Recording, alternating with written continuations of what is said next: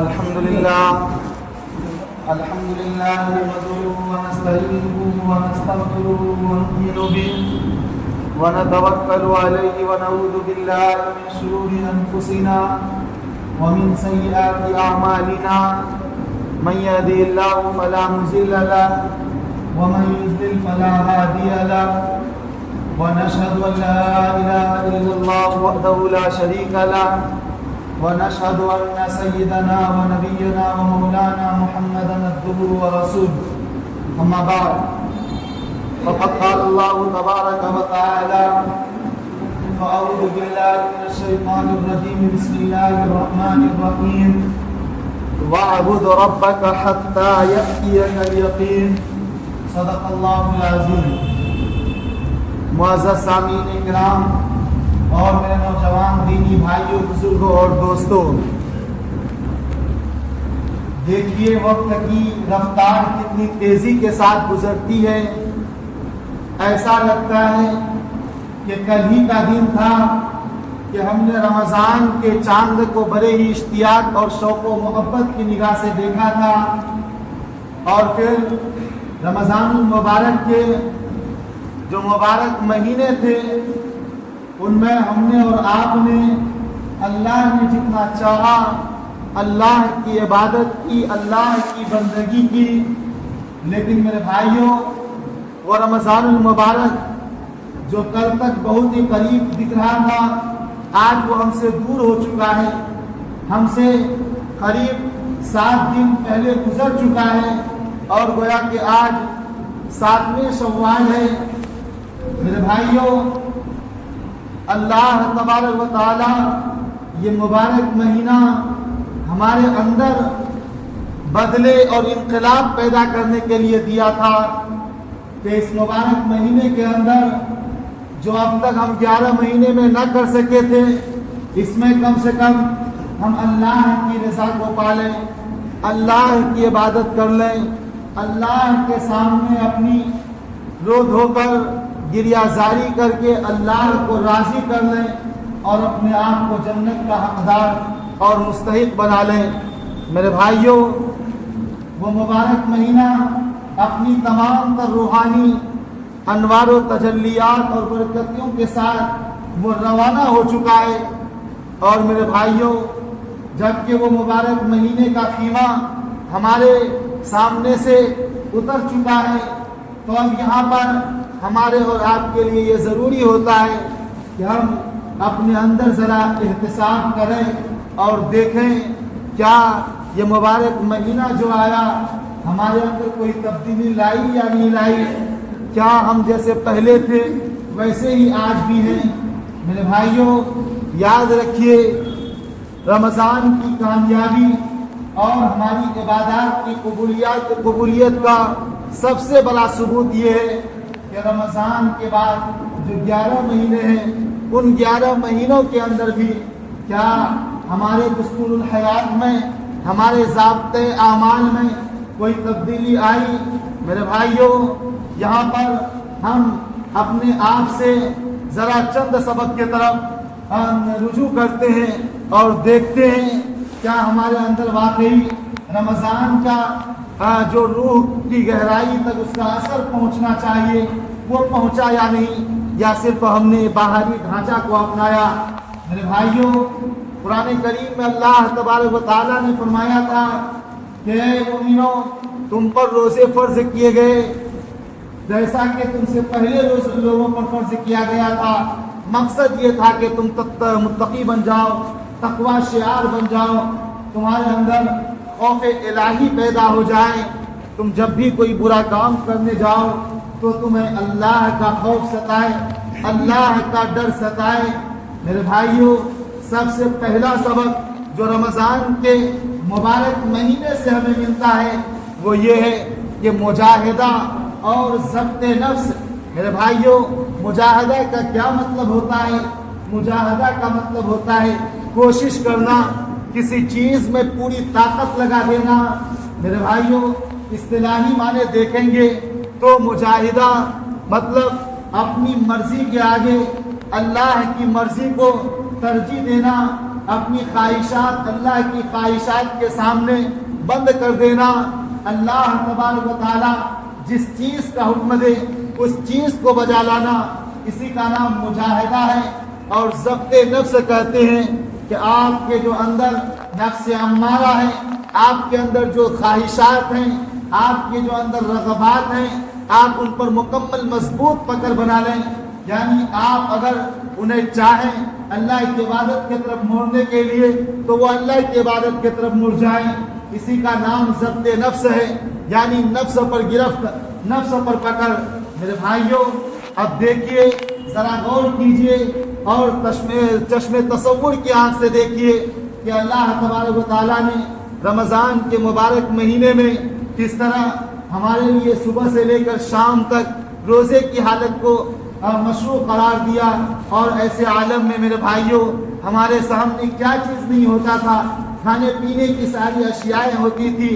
اور وہاں پر کوئی روکنے والا نہیں، کوئی ٹوکنے والا نہیں، کوئی منع کرنے والا نہیں ہوتا تھا. لیکن پھر بھی میرے بھائیوں ہم صرف ایک اللہ کی رضا کے لیے، ایک اللہ کو راضی کرنے کے لیے ہم اللہ تبارک و تعالیٰ کے خوف سے اپنے آپ کو پانی سے بچاتے، اپنے آپ کو کھانے سے بچاتے. حتیٰ کہ جائز چیزیں جو ہمارے لیے پہلے جائز تھی رمضان میں ہم ان سے بھی پرہیز کرتے. تو میرے بھائیوں ذرا غور کیجئے اور تصور کیجئے کہ ایک مہینہ کے اندر جو جائز چیزیں ہیں ان سے جب ہم عارضی طور پر اپنا کنارہ کشی کر سکتے ہیں، اپنے آپ کو دور کر سکتے ہیں، تو کیا ہمارے لیے یہ بعید ہے، ہمارے لیے یہ مشکل ہے، ہمارے لیے یہ کٹھن ہے کہ رمضان کے بقیہ جو 11 مہینے ہیں ان 11 مہینوں میں بھی ہم اپنے آپ کو کم سے کم ان چیزوں سے ضرور اپنے آپ کو دور رکھیں جو ہمیشہ کے لیے حرام ہے. جیسے غیبت ہو گیا، جھوٹ بولنا ہو گیا، زناکاری ہو گیا، سود کھانا ہو گیا، اور ان کے علاوہ جو حرام چیزیں ہیں میرے بھائیوں ان سے اپنے آپ کو بچانا ہے. یاد رکھیے، اگر آپ اپنے 11 مہینوں کو اپنے ان اللہ کے طرف سے حرام کردہ چیزوں کو، اپنے نفس کو بچا لیا، اپنے آپ کو بچا لیا، تو میرے بھائیوں یہ ہماری اور آپ کی عبادت کی قبولیت کا اور اللہ کی رضا کا سب سے بڑا ثبوت ہوگا. لیکن میرے بھائیوں یاد رکھیے، اگر ہم صرف رمضان کو ایک رسم کی طرف منا لیے کہ رمضان آیا دن بھر روزہ رہے، رات آئی تراویح پڑھ لیے، رمضان کا آخر عشرہ آیا اعتکاف میں بسر کر لیے،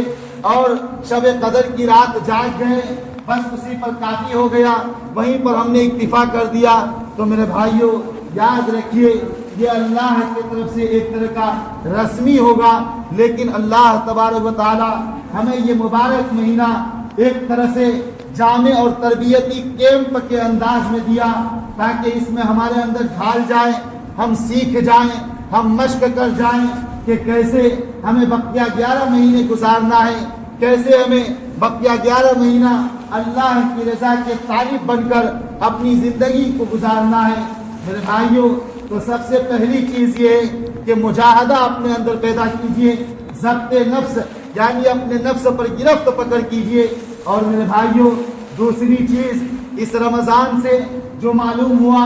یہ سبق یہ ہے کہ قرآن کے ساتھ ہمارا زندہ اور پائیدار تعلق ہو. پائیدار کہتے ہیں کہ مضبوط ہو، جو کوئی توڑ نہ سکے، جس کا بندھن ٹوٹ نہ سکے. میرے بھائیوں ہم اور آپ جانتے ہیں کہ رمضان المبارک اللہ تبارک و تعالیٰ نے قرآن کریم کو اس مہینے میں نازل کیا. گویا کہ رمضان اور قرآن دونوں لازم و ملزوم چیز ہیں، اور اللہ نے اس قرآن کریم کو جوڑنے کے لیے، ان سے ہمیں نسبت پیدا کرنے کے لیے کبھی تراویح کی نماز دی اور شب قدر کی رات عطا کی، اعتکاف کا آخر عشرہ دیا تاکہ ہم قرآن کریم سے اپنے آپ کو جوڑ لیں، اپنا تعلق ان سے مضبوط کر لیں، اپنا جو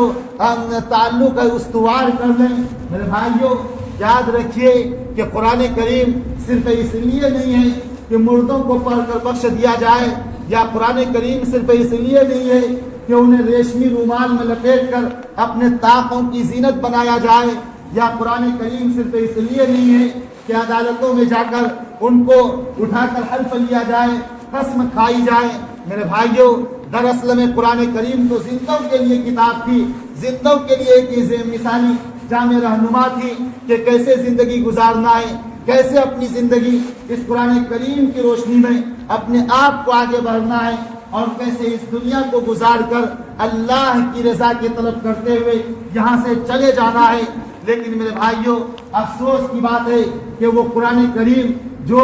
ساری دنیا کے لیے، ساری انسانیت کے لیے ایک انقلاب کی حیثیت رکھتی تھی، ایک جامع تربیتی رہنما کی حیثیت رکھتی تھی، جس قرآن کریم کا پیغام ہمیں پوری دنیا والوں تک کو پہنچانا تھا، لیکن میرے بھائیوں آج عالم یہ ہو گیا ہے کہ ہم خود قرآن کریم سے کوسوں دور ہوتے چلے جاتے ہیں، ہمیں خود قرآن کریم پڑھنے کی فرصت نہیں ملتی ہے، ہمیں خود معلوم نہیں ہوتا ہے کہ اللہ تبارک و تعالیٰ قرآن کریم میں ہمیں کیا کہہ رہا ہے، اللہ ہم سے کیا مخاطب ہے۔ میرے بھائیوں یاد رکھیے، اللہ نے جو آپ کو خیر امم کا لقب سے نوازا تھا، وہ اس لیے نوازا تھا تاکہ آپ دنیا والوں تک بھلائی کی بات پہنچائیں، برائیوں سے روکیں، ایک اللہ کا جو پیغام الہی ہے، دعوت ربانی ہے، اس کو پوری دنیا تک پہنچائیں۔ لیکن میرے بھائیوں صدیوں اس ملک میں رہتے ہوئے گزر گیا، لیکن ہم نے کبھی کوئی سنجیدہ کوشش ہی نہیں کیا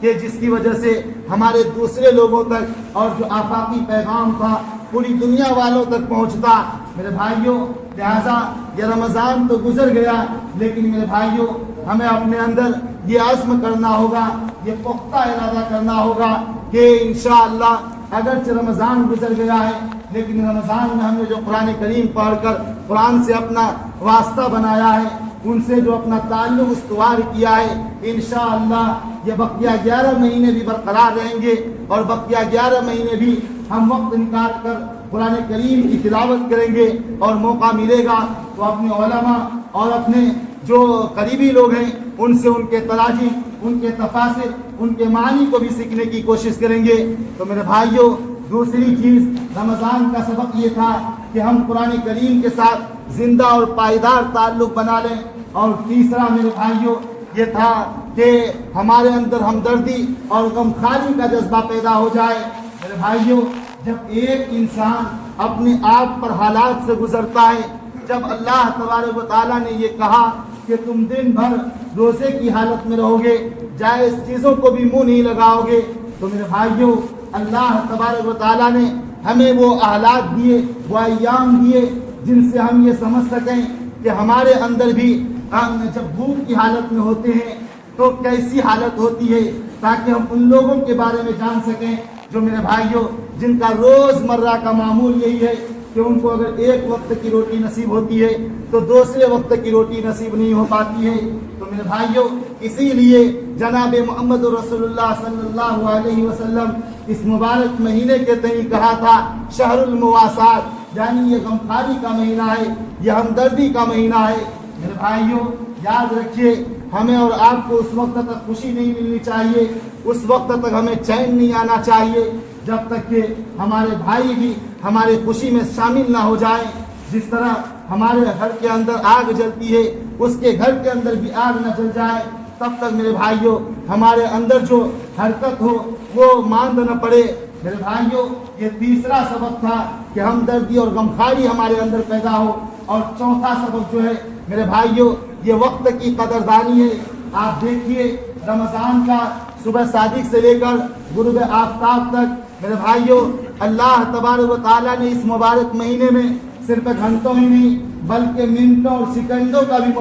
ہمیں پابند بنایا ہے۔ اللہ تبارک و تعالیٰ نے ہمیں اس کا لحاظ رکھنے کو کہا ہے کہ اگر 1 منٹ ہم نے لیٹ سے تاخیر سے ہی کر لیا، اذان ہو گئی تو ہماری روزہ ختم، اگر 1 منٹ وقت سے پہلے ہم نے افطار کر لیا تو روزے کا کوئی مطلب نہیں بنتا ہے۔ تو میرے بھائیوں دراصل میں اللہ تبارک و تعالیٰ ہمارے اندر وقت کی قدردانی، ہمارے اندر وقت کی قدر کرنے کا جذبہ پیدا کرنے کی کوشش کی ہے، لہٰذا ہمیں اپنی زندگی کے جو ایام ہیں میرے بھائیوں ان کے جذبے کی اور ان کی قدر کی فکر کرنی چاہیے۔ اور یاد رکھیے اگر ایک مرتبہ وقت آپ سے رخصت ہو جائے تو زندگی کی کوئی طاقت نہیں ہے، آپ دنیا کی ساری چیزیں، دنیا جہاں کی ساری دولت اس کے پیچھے صرف کر دیں، لٹا دیں، لیکن میرے بھائیوں پھر بھی جو وقت گزر گیا وہ وقت آپ دوبارہ حاصل نہیں کر سکتے ہیں. اس لیے یاد رکھیے وقت ایک انمول تحفہ ہے, اللہ کی طرف سے ایک بیش بہا موقع ہے. ہمیں اس کی قدر کرنی چاہیے اور ہمیں اس کی فکر کرنی چاہیے. میرے بھائیوں, پانچواں اور آخری جو سبق ہے وہ یہ ہے کہ خواہش نفس پر رضا الہی کا غلبہ ہو. یعنی ہر قدم پر ہم جو بھی کام کریں ہم دیکھیں کیا یہ اللہ کی رضا مطلوب ہے یا اللہ کی نافرمانی اس سے سرزد ہوگی. میرے بھائیوں, یاد رکھیے اللہ تبارک و تعالیٰ یہ رمضان کا مبارک مہینہ صرف محض چند عبادات کے لیے نہیں دیا تھا کہ ہم روزہ رکھ لیں, ہم تراویح پڑھ لیں, شب قدر منا لیں, اعتکاف گزار لیں, بس ہو گیا. نہیں میرے بھائیوں, نہیں, بلکہ یہ مبارک مہینہ اس لیے دیا تھا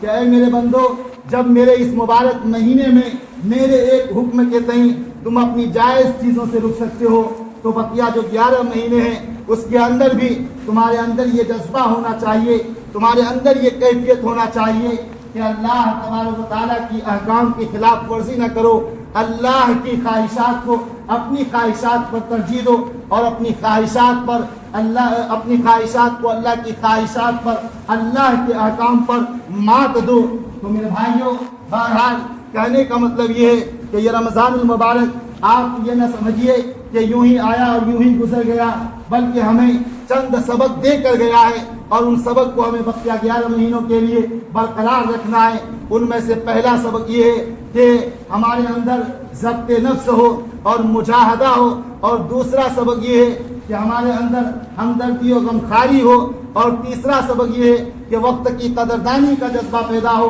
اور چوتھا سبق یہ ہے کہ قرآن مجید سے ہمارا تعلق زندہ اور پائیدار ہو, اور پانچواں سبق یہ ہے کہ میرے بھائیوں ہم ہمیشہ اللہ کے احکام کو اپنی خواہشات پر ترجیح دیں. اللہ تبارک و تعالیٰ سے دعا کرتے ہیں کہ اللہ تبارک و تعالیٰ ہمیں کہنے سننے سے زیادہ عمل کی توفیق عطا فرمائے. سنت پر